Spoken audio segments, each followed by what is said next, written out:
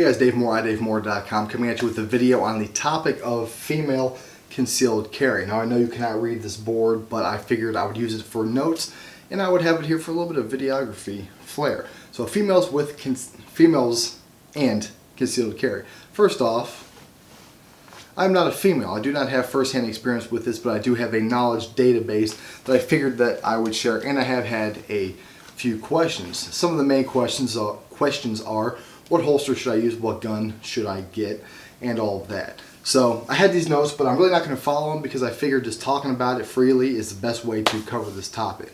Number one, as you know, females do have a few problems going against them. One thing that they have is wider hips. Everybody knows that. A lot of times they wear tighter clothing. They want to dress sexier, and they have a smaller frame. So with all that, it kind of leads into the same thing. They all just look better. The female frame is just a hell of a lot better. But with concealed carry, that kind of works against them. So going into holsters and carry styles, if you think about it, with the wider hips, carrying on the hip is not going to work very well for a female because it's just going to protrude a lot further. And with tighter shirts, tighter pants, it's going to be obvious that there is some type of object there on the hip. And you really don't see many females walking around with big old cell phones on their belt. So going into carry styles and holsters, well, what's the best way to carry? Now I know a lot of females do carry on the hip, but for everybody it's not going to work. My opinion is carrying appendix is really the best for females and males alike. Carrying appendix is carrying at the 11 or the 1 o'clock position of the stomach, aka where your appendix is, depending on whether you're left or right-handed. So with that being said, you can wear tighter shirts, tighter pants, and you can still conceal that gun no problem. It's a very convenient spot.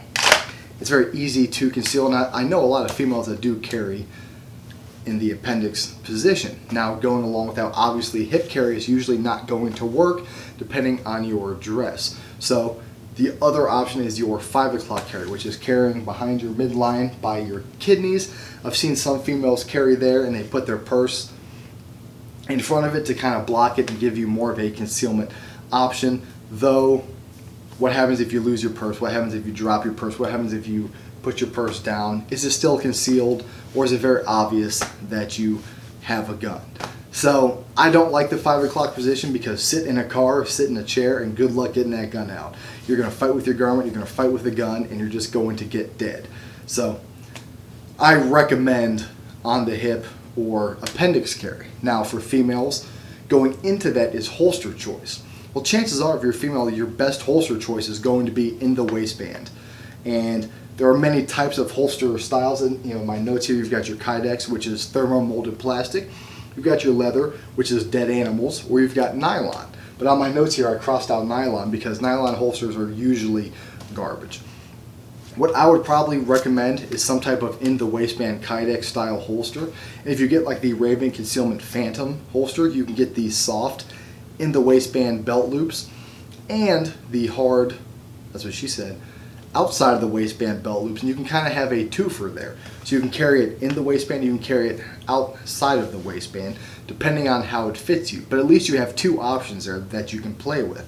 The belt loops might cost you an extra $15, but you have options, and you can feel out which holster carry style is going to work best for you. Going along with that, getting an appendix holster, I carry the Raven Concealment Eidolon, though this might not be the best option for you, but some type of appendix carry holster for females might be just a good way to start, whether it's Miller Tactical Group, whether it's Raven Concealment or the like. Some type of appendix holster with 2 belt loops is going to be best. And if you're female, I'm telling you, I think appendix really is one of the better carry styles, just because it gives you a different kind of concealment. Yes, it's on your stomach. Yes, it's in your pants, but it's going to make it a lot easier to conceal, in my opinion. Well, I can't get this back in there, so I'm going to toss it to the side. So that's as far as holsters and everything. Another way to carry, and it depends on who you are, is off-body. I do not like off-body carry, but if you're a female and you want to carry in your purse, make sure that you have that gun in a separate compartment of your purse, away from your keys and all your dildos and all that. That way it's not going to get caught in the trigger guard and going to set the gun off and have a negligent discharge. Which another type of holster I forgot to mention is like a slim or a pocket style holster. So if you're carrying in your purse, make sure you get one of those pocket holsters that have no belt loops or anything. It's just a trigger guard ultimately for the gun, and have it in there just to protect the trigger and make sure that you do not have any accidental discharges with that firearm, because that it will be bad. Going into firearms, what firearm is best? Well, as we all know, smaller guns are harder to shoot.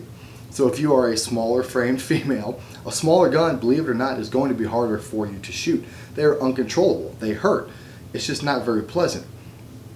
In turn to that, a larger gun is harder to conceal, but they're easier to shoot. So what is the best gun? Well, everybody knows that I'm a little bit biased, and I'm a Glock guy.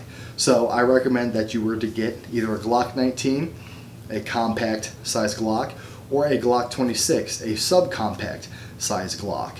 And those guns, depending on your size, depending on how you're wanting to carry, are probably going to be the best guns. Though the most common carry guns for females is probably the Glock 26. Now, those are double stack guns. In turn to that, you have the Glock 43, which is the new 9mm single stack Glock. They are thinner, and they are smaller than the Glock 26, just really thinner. Actually, by the dimensions, they are just thinner. They're pretty much the same size, but thinner, and makes it easier to conceal. But something to think about with that is, are you going to carry a spare magazine? If not, the Glock 43 only holds 6 rounds. So you're kind of screwed on there. Whereas the Glock 26 holds 10 or 11 or whatever it is, and the Glock 19 holds 12 or 15 or whatever it is, really. So ammo capacity is something to think about. Are you going to carry a spare mag or not? Do you really care? Does it matter? Or do you just really want to conceal the gun? In that case, I would recommend like the Glock 26 or the Glock 43. Now, going into that is calibers. Now, I know a lot of people always want to talk about calibers, and just as a general rule, whether you're female or male, I don't give a fuck about the caliber. But I am going to talk about 3 main calibers that seem to pop up and concealed carry the most. Number 1 is .380. Well, would I want to get shot by a .380? No. Would I carry a .380? No. And here's the reason why. It's fucking expensive. .380 is expensive. You're not going to shoot it very often because it's like $20 a box. So why would you buy it? You're not going to shoot it. Just fuck .380, skip it. Going down, 9mm. Very common concealed carry round. It's cheap. You can buy a whole lot of it and you're going to shoot a whole lot more, and it's very controllable. Then above that or below that, depending on how you want to look at it, is the .40 caliber Smith & Wesson. It's a little bit pricier, though not much depending where you buy it from, but it is more expensive, and it's got a sharper recoil. So can you control recoil? Can you not? So whether you're male or female, really what I recommend is, in blue there, I don't know if you can read it, is 9mm, because you're going to buy more ammo, you're going to shoot more ammo, you're going to train, and you're going to utilize it a hell of a lot more. It's going to give you a very, very effective self-defense round. You're going to shoot and train a lot more, obviously, and you're going to get more enjoyment out of shooting that firearm. It's not going to hurt you. You're going to want to go and shoot. So 9mm, in my opinion, is the way to go. I carry .40 caliber, but that's what I have, and I just like .40 caliber. I can control it, and I get good prices on ammo with Freedom munitions. But 9mm, for your first gun or your first concealed carry gun, there's no reason why you shouldn't get 9mm, just for the reasons that I stated. Now, with that being said, this may or may not have pertained to females very much, but what it really boils down to is lifestyle. You got to figure out your lifestyle. Whether you're female or male, especially female, you need to think, well, how is this going to fit into my lifestyle? Do I want to carry on me? Am I going to take this very seriously? Because if you are going to take it seriously, then you're going to need to change the way you dress. You're going to need to change a lot of things. You're going to have to fit it into your life. Concealed carry is not a thing, it is a lifestyle. Being a concealed carry permit holder or a constitutional carry person, it's the way of life. You're going to need to change something. If you dress in really, really tight clothes all the time and you don't want to change that, then it might not be for you. Or you might need to do one of those off-body carries. At least you have a gun. I don't like off-body, but at least you have it. It's better than nothing.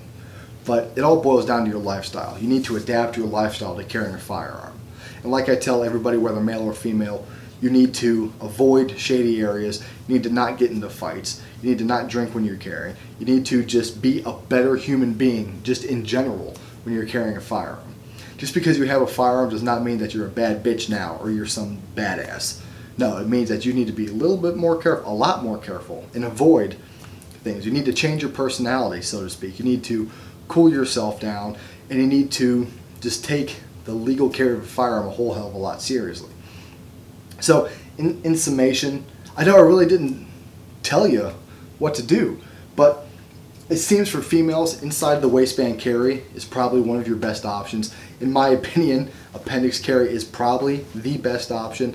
9mm, Glock 19, Glock 26, Glock 43, depending on, you know, whether you want capacity or whether or not this or that. But the best thing to do is just to buy something, go to the range and rent some guns and try it out. Can you control it? Does it fit good in your hand? Do you think that you can conceal it? And once you can find your handgun, and once you decide on how to carry, then you need to think about your lifestyle and to see if it's something that you want to live or not. Because if it's not, then maybe concealed carry is not for you. But if it is, then you at least now have some information to go by for it.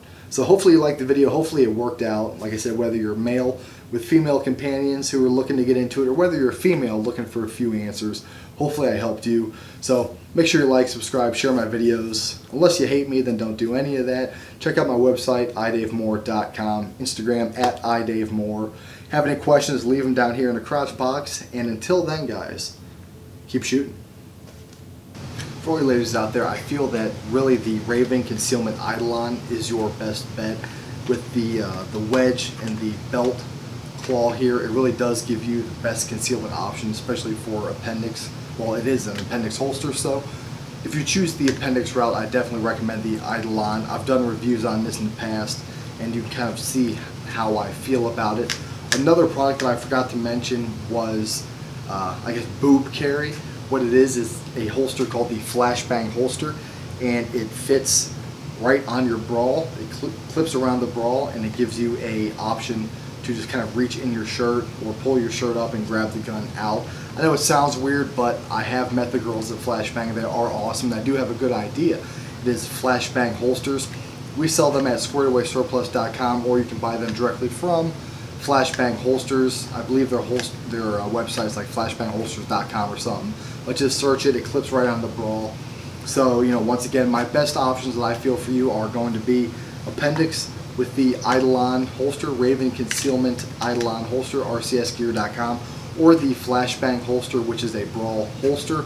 Now, mind you, for the brawl alternative, you do need to carry a smaller gun, but they do make holsters for pretty much every gun that's out there. So check those two out. The one is a very unconventional carry method, and the appendix is a new and improved carry method. This holster is great, so check it out.